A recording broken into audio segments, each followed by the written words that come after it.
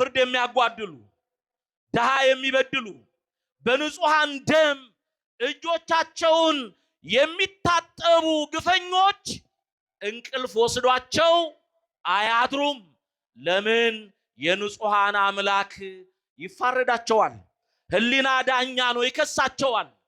ቃየል እኮ አቤልን ከገደለ በኋላ እረፍት አላገኘም።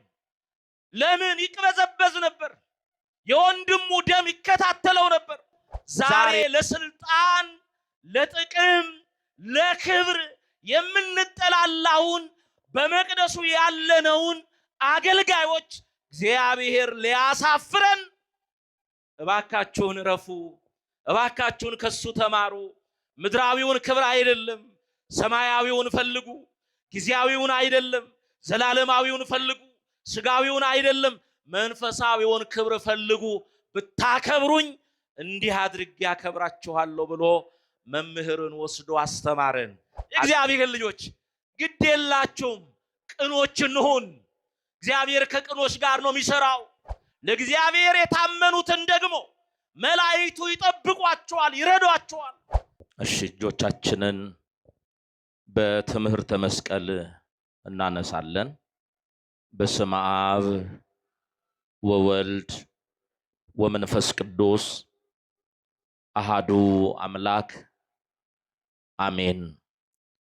ክቡር ሊቀ ስልጣናት ቆሞስ አባ ኪሮስ፣ የዚህ ታላቅ ደብር አስተዳዳሪ፣ አበው ካህናት በየማይረጋችሁ፣ ወሃው ዲያቆናት፣ እግዚአብሔር የሚወዳችሁ የእግዚአብሔር ልጆች ክርስቲያኖች፣ እስከ መቃብር ድረስ በወደደን በአንድ ልጁ በኢየሱስ ክርስቶስ ፍጹም ሰላም እንደምን ከረማችሁ? እንደምን ሰነበታችሁ? እንደምን ቆያችሁ? በምህረትና በይቅርታ የጎበኘን እድሜ ለንስሐ የሰጠን ዛሬም ሳይገባን እንደ ትላንቱ በቅድስናው ስፍራ እንድናመልከው እንድናመሰግነው የሰበሰበን የአባቶቻችን የቅዱሳን አምላክ ቅዱስ እግዚአብሔር ስሙ ከምድር እስከ አርያም ለዘላለሙ የተመሰገነ ይሁን። የእናታችን የእመቤታችን የቅድስት ድንግል ማርያም አማላጅነት፣ የመላኩ የቅዱስ ኡራኤል በረከትና ረድኤት ከሁላችን ጋር ይሁንልን።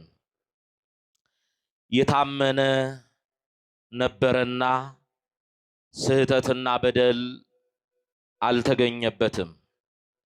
ትንቢተ ዳንኤል ምዕራፍ 6 ቁጥር 4 ላይ የተጻፈ ኃይለ ቃል ነው። እንደ እግዚአብሔር አምላካችን ቅዱስ ፈቃድ በዚህ ምሽት አጠር ላለ ደቂቃ የምንማማርበት የትምህርታችን ርዕስ ይህ ነው። የምስጢር ባለቤት ልዑል አምላክ እግዚአብሔር ለሁላችንም የቃሉን ደጅ ይክፈትልን። የታመነ ነበረና በሉ በደል፣ ስህተትና በደል አልተገኘበትም። እኛም ታማኞች ሆነን እንድናልፍ እግዚአብሔር ሁላችንንም ይርዳን። ይህንን ኃይለ ቃል በትንቢተ ዳንኤል ምዕራፍ 6 ቁጥር 4 ላይ ተመዝግቦ እናገኘዋለን። ኃይለ ቃሉ የተነገረበትን ምክንያት ወደ ኋላ ሄደን በትንቢተ ዳንኤል ምዕራፍ 6 ከቁጥር 1 ጀምሮ ያለውን የመጽሐፍ ቅዱስ ክፍል ለማየት እንገደዳለን። በዚህ ዘመን ንጉሥ ዳርዮስ በባቢሎን በግዛቱ ላይ ሹማምንትን ለመሾም ወሰነ ነው የሚለው። በዚያን ጊዜ በመንግስቱ ላይ ሚኒስቴሮች ሆነው የአውራጃ ገዢዎች ሆነው የሚያስተዳድሩ 20 ሰዎችን ሚኒስቴሮችን መረጠ። በመረጠ ጊዜ የሰው ሀገር ሰው የነበረውን ወይንም ደግሞ በዘመኑ ቋንቋ ስደተኛ የነበረውን ዳንኤልን ከመቶ ሃያዎቹ ጋራ ሚኒስቴሮች አድርጎ ሾመው፣ አከበረው። ዳንኤል ስደተኛ ነው፣ በባቢሎን ነው የሚኖረው። በሀገሩ ላይ ግን ሕገ መንግስቱን አጥንቶ በንጉሱ የተወደደ ስለነበረ እግዚአብሔር በባዕድ አገር ሞገስ ሆኖ ሾመውና ከፍ ከፍ አደረገው። እንደገና በነዛ ሹማምንት ላይ ደግሞ የበላይ የሚሾሙ 3 ሰዎችን ፈልጎ ንጉሱ ሲመርጥ ዳንኤልን በጥበቡ፣ በአስተዋይነቱ፣ በታማኝነቱ ከ3ቱ አንዱ አደረገና በሚኒስቴሮቹ ላይ የበላይ አድርጎ ሾመው። እግዚአብሔር ሞገስ ስለሆነው ዳንኤል ተሾመ። ከተሾመ በኋላ እነዛ 119ኙ እንዴት እኛ ተወላጆቹ እያለን እኛ ዜጎቹ እያለን ይሄ የሰው አገር ሰው ስደተኛው መጤው በእኛ ላይ እንዴት ይሾማል አሉ። ዛሬም እንዲህ ባለ ቋንቋ የምንፈተን ብዙዎች አለን። በዚያን ጊዜም ዳንኤል የሰው ሀገር ሰው ነው ተብሎ በመሾሙ ብዙዎች ቅር አላቸው። ነገር ግን ሹማምንቱ በዳንኤል ላይ መከሩ። ምን ብለው? ይሄንን ሰው ወንጀልና በደል እንፈልግበትና ከንጉስ ጋራ እናጣላው አሉ። ነገር ግን ከንጉስ ጋራ የሚያጣሉበትን ነገር ፈለጉ ይላል። ቁጥር 4 ጀምሮ እንዲህ ነው የሚለው ትንቢተ ዳንኤል ምዕራፍ 6 ቁጥር 4 ላይ የዛን ጊዜም አለቆችና መሳፍንቱ ስለ መንግስቱ በዳንኤል ላይ ሰበብ ይፈልጉ ነበር ይላል። በማ ላይ? እስቲ ንገሩኝ ሁላችሁም። በማ ላይ? በዳንኤል ላይ ሰበብ ይፈልጉ ነበር። ነገር ግን ከአምላኩ ሕግ በስተቀር ያገኙበት ምንም ወንጀል አልነበረም ይላል። ከማን ሕግ በስተቀር? ከአምላኩ ሕግ በስተቀር የሚከሰስበት ከንጉስ ጋር እሱን የሚያጣሉበት ምንም ነገር አላገኙም። ነገር ግን የታመነ ነበረና ስተትና በደል አላገኙበትምና በሱም ላይ ሰበብ በደል አላገኙም። እሱም ታማኝ ነበረ ይላል። ከዛ በደል ሲያጡበት ወደ ንጉሱ ሄዱና እሱን ከንጉስ ለማጣላት የሚሆናቸውን ነገር አዘጋጅተው ሄዱ። ንጉስ ለዚች ከተማ ካንተ በስተቀር ለ1 ወር ማንም እንዳይጸልይ አሉ። ይሄንን ያሉት ዳንኤል ከአምላኩ ሕግ በስተቀር የሚከሰስበት ሌላ ወንጀል ስላልነበረ፣ ዳንኤል ጸሎተኛ ስለነበር፣ ለእግዚአብሔር ቃል ታማኝ ስለነበር እነሱ ፈለጉበት፣ አላገኙም። አሁን ንጉሱን ለ1 ወር ካንተ በስተቀር ለዚች ሀገር የሚጸልይ ማንም ሰው እንዳይኖር፣ ሲጸልይ የተገኘ ግን ለአናብስት ይጣል፣ ይሄ ሕግ የማይለወጥ የፋርስና የሜዶን ሕግ ሆኖ እንዲጸና ብለው ንጉሱን አሳመኑት። ንጉሱ ተንኮሉ አልገባው፣ ሴራው አልገባውም። ይሄ ወጥመድ ለማን እንደተዘጋጀ አላወቅም። ስላወደሱት በሹማምንቱ ሙገሳ ልቡ ከፍ ከፍ አለና ሕጉ የጸና እንዲሆን አስወሰኑ። ማንም እንዳይጸልይ የሚል ደብዳቤ ተጽፎ አገኘ። ዳንኤል ወደ ቢሮ ገባ። ሲጸልይ የተገኘ ይገደላል ተብሏል። ለአናብስት ይሰጣል ተብሏል። ይሄንን አይቶ ዳንኤል አልፈራም። እነዛ ደግሞ ይሄንን ሴራ ያሴሩት ዳንኤልን ለመያዝ ነው። ያገሬ ሰው እንዲህ ይላል፣ ስራ ለሰሪው እስቲ በሉ የሚቀጥለው ምንድነው? እሾላ ጣሪው ይላል ያገሬ ሰው። ይሄንን በዳንኤል ላይ ወጥመድ አዘጋጁ። ዳንኤል ደብዳቤውን የሞቱን አዋጅ አይቶ ሳይፈራ መስኮቱን ወደ ኢየሩሳሌም ከፈተና ሁል ጊዜ እንደሚያደርገው ለአምላኩ ታማኝ ሆኖ መስኮቱን ከፍቶ ሲጸልይ ሴራውን ያሴሩት ሰዎች መተው አዩት። ለንጉሱ ምን ብለዋል? ካንተ በስተቀር ማንም ምን እንዳይጸልይ ብለዋል። ዳንኤል የሰው ሀገር ሰው ነኝ፣ ስደተኛ ነኝ፣ ቢገድሉኝስ ወደ አናብስት ቢጥሉኝስ ብሎ አልፈራም። ለእግዚአብሔር ቃል ታማኝ ሆኖ የተለመደ አገልግሎቱን የተለመደ ጸሎቱን በጥንካሬ ቀጠለ። እነዛም ሰዎች መተው አዩና ለንጉስ ነገሩት። ንጉስ ቃል ተሽሯል፣ አዋጅ ተሽሯል።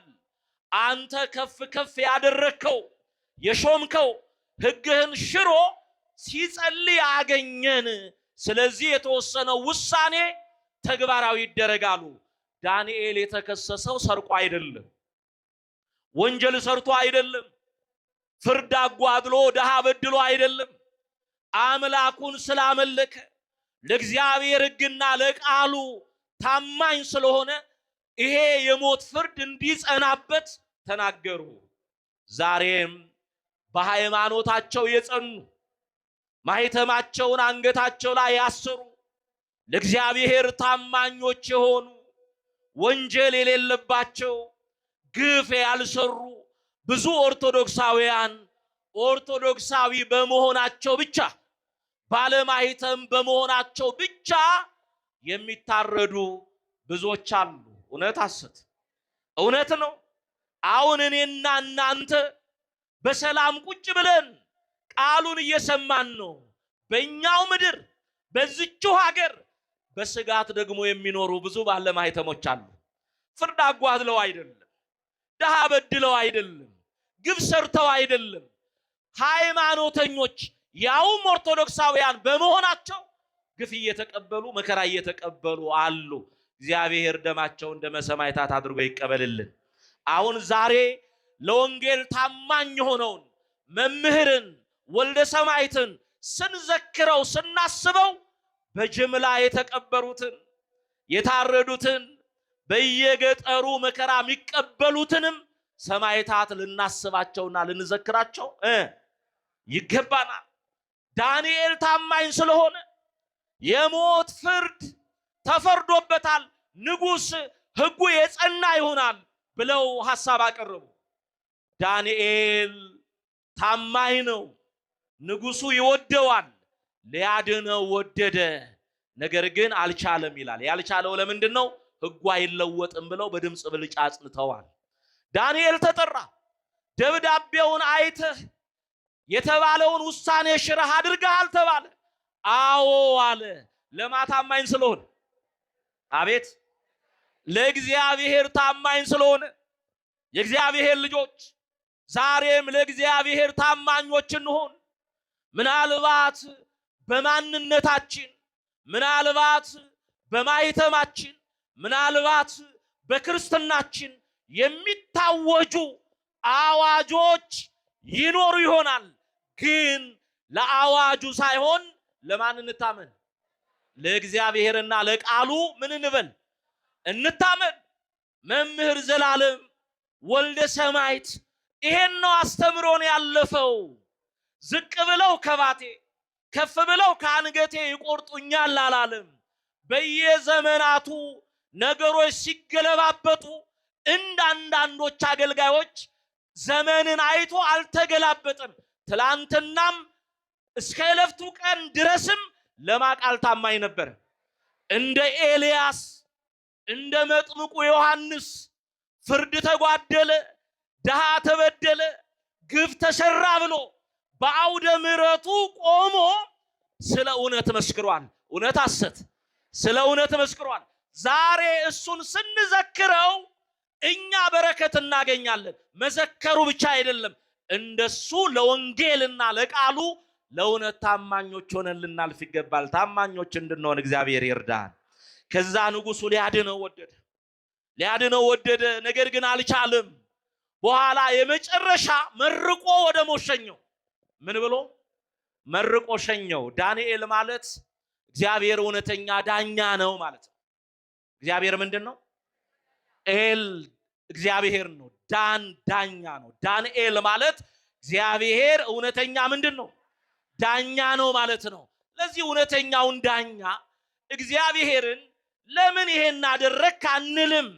በመምህር ሐዘን የኢትዮጵያ ቤተክርስቲያን አዝናለች። ሁላችንም አዝነናል። እግዚአብሔር ግን በስራው ትክክል ነው። ምንድነው?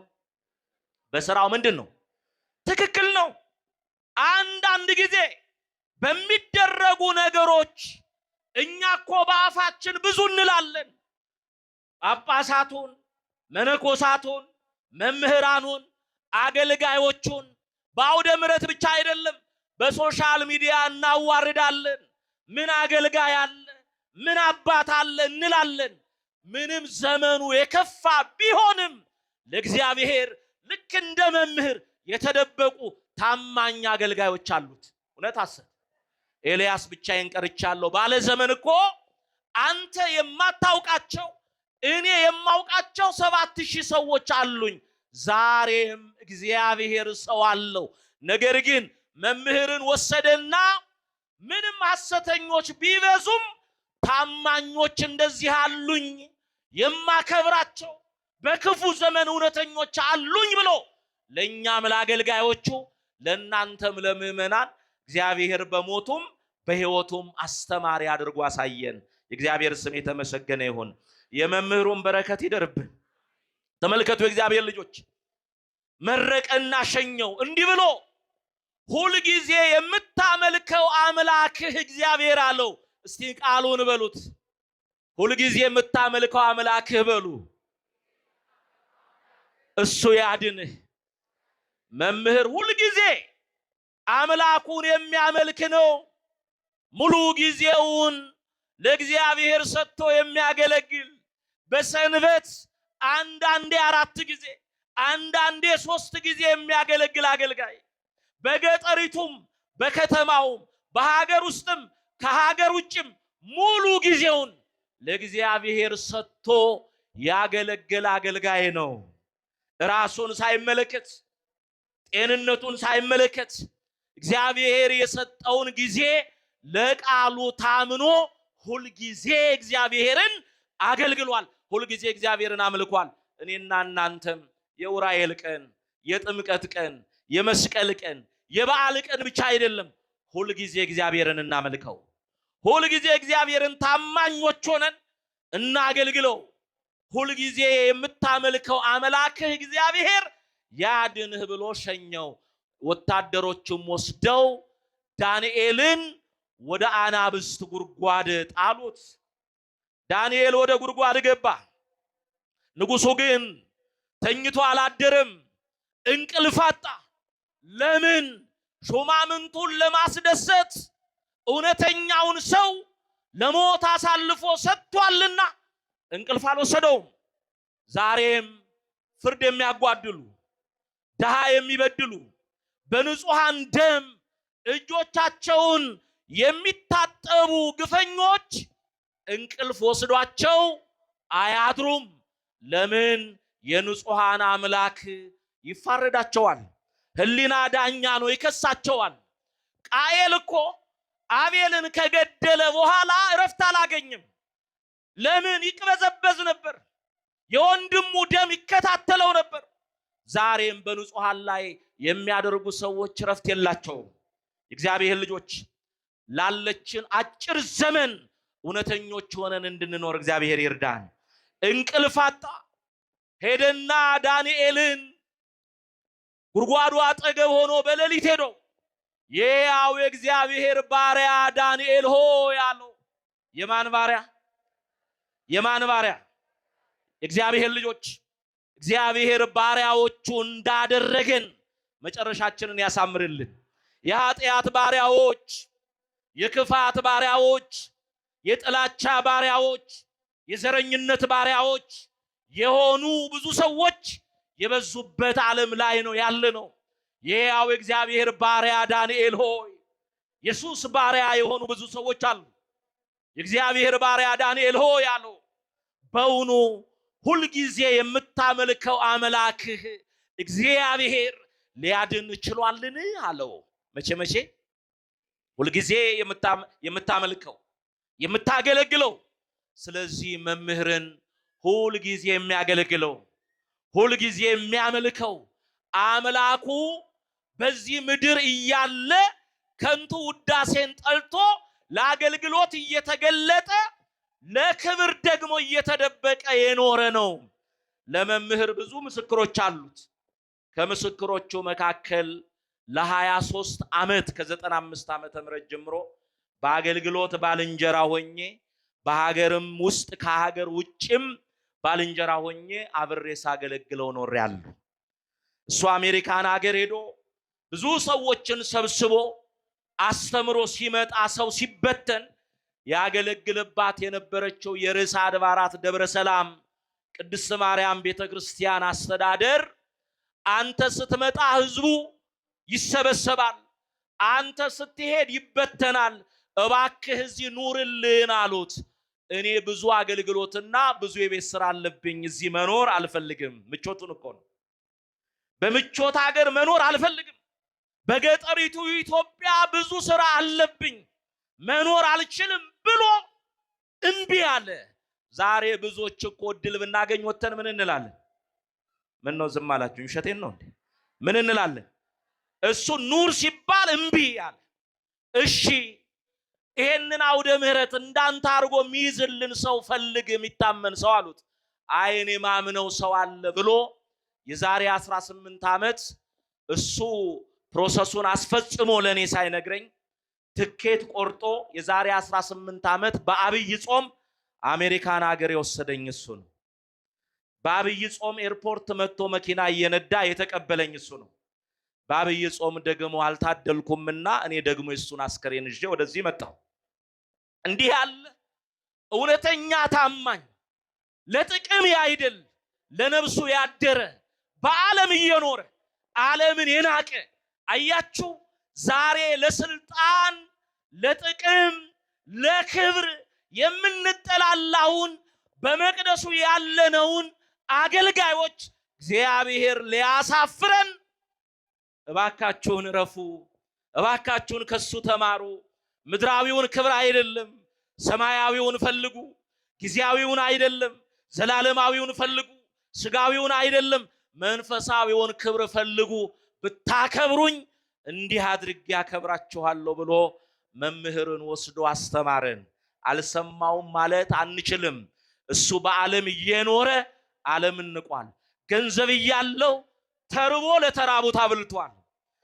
ገንዘብ እያለው ቤት መግዛት መስራት ሲገባው እንደኛ ቤት አልሰራም። ምድራዊ ቤት ምን ያደርግልኛል ብሎ ሰማያዊውን ቤት ሰራ። ለእግዚአብሔር ታመነ።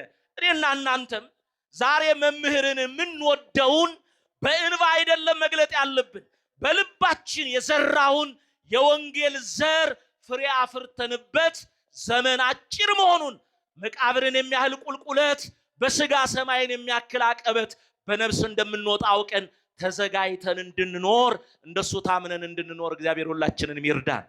በእውኑ ሁል ጊዜ የምታመልከው አምላክ እግዚአብሔር ሊያድን ይችላልን አለው። እንዲህ ብሎ መለሰ ዳንኤል፣ አቤት እኔና እናንተ ብንሆን ገዢዎች ጉድጓድ ጥለውን እግዚአብሔር አድኖን የጣሉን ሰዎች ቢጠይቁን ምን መልስ እንሰጥ ይሆን? የምታመልከው አምላክ እግዚአብሔር ሊያድን ይችላልን አለው። እንዲህ ብሎ መለሰ ዳንኤል፣ ንጉስ 1000 ዓመት ንገስ ብሎ በምስጋና ጀመረ። እስቲ በሉ 1000 ዓመት ምን በል? የጣለው እኮ ነው፣ ለሞት አሳልፎ የሰጠው ንጉስ እኮ ነው። አሁን እኔንና እናንተን ቢሆን አይሆንም እንጂ እግዚአብሔር ቢያድነንና የጣለን ሰውዬ እንዴት ሆነሃል ቢለን ይብላኝ ላንተ እንጂ አይደለም እንለው፣ ይብላኝ ላንተ እንጂ አምላኬ እኔን አድኖኛል እንላለን። እሱ ግን አላለም። ንጉስ 1000 ዓመት ንገስ፣ በእግዚአብሔርም በአንተም ፊት ቅንነት ተገኝቶብኛል አለ። እስቲ ንገሩኝ፣ ጨርሻለሁ ትምህርቴን። እስቲ በእግዚአብሔርም በአንተም ፊት ምን ተገኝቶብኛል? ቅንነት ተገኝቶብኛል። የእግዚአብሔር ልጆች ግድ የላችሁም፣ ቅኖች እንሁን። እግዚአብሔር ከቅኖች ጋር ነው የሚሰራው። ባንተም በእግዚአብሔርም ባንተም ፊት ቅንነት ተገኝቶብኛል አለ።